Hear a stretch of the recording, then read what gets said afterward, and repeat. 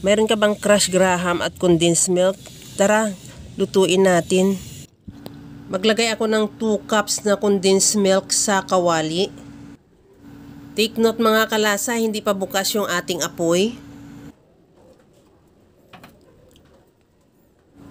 Pagkatapos yan, maglagay na rin ako ng mga 2 tablespoon lang na food coloring OB flavor. At saka ko buksan ng apoy at ihalo hanggang sa color OB na rin yung ating condense. Pero kung mayroon ka naman na OB flavor na condense, mas maganda na rin yun para hindi ka na maglagay ng food coloring. At pagkakulo niyan, ilagay ko na rin yung margarine, mga 2 tablespoon lang din. At ihalo lang din hanggang sa matunaw din yung margarine. Habang ginagawa ko yan mga kalasa, kung bago ka pa lang sa aking channel, welcome.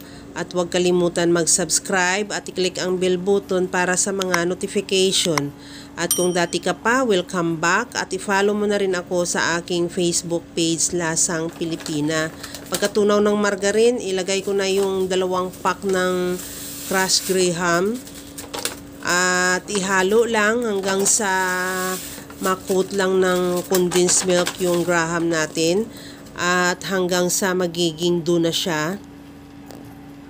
At ituloy lang ang paghalo para hindi siya dumikit sa ilalim ng ating kawali. Pagka naramdaman mo na medyo mabigat na siya ihalo o pagsandok mo ay madala mo na siya ng buo, okay na yan. Pwede na natin yan ilipat sa ating molder.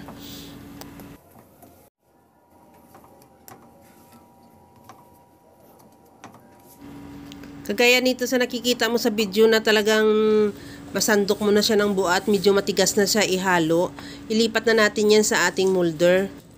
Na nilagyan ko lang din ng parchment paper at grenaise ko o brenas ko siya ng cooking oil.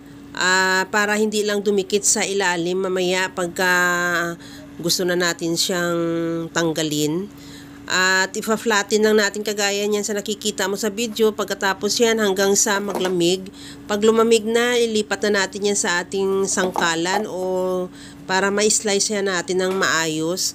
Pero binalot ko rin din naman siya ng plastic para hindi naman dumikit sa ating sangkalan at pwede na natin yan ihiwain. Depende sa'yo kung anong shape ang gusto mong paghiwa or gaano kalaki. Ikaw na rin masusunod. At pagkatapos yan, ready to serve na yan. Kaya mga kalasa, kung nagustuhan mo yung ating video, please like na lang at pakishare na rin sa inyong mga friends. At kung bago ka pa lang sa aking channel, subscribe na at i-click mo na rin ang bell button para sa mga notification. Okay na tong ating graham bars na talaga namang grabe ang sarap at napakasimple at napakadali niya lang talaga lutuin. Wala pang 30 minutes, nakakagawa na tayo ng merienda or snacks para sa ating mga chikiting. At lesson lang talaga ang ingredients, napakadali lang mahanap. Kaya mga kalasa, alam ko kayang-kaya mo tong gawin dahil sa sobrang simple at napakadali niya lang lutuin. Kagaya lang lagi sa sinasabi ko na wala namang hindi marunong magluto basta sa simpleng paraan lang. Tingnan mo mga kalasa, napaka-chewy niya at ang sarap, tamang-tama lang yung tamis. Hindi siya matamis, hindi rin siya matabang, tamang-tama lang talaga yung ingredients natin o yung sukat ng ating condensed milk. Hanggang sa muli mga kalasa, thank you for watching.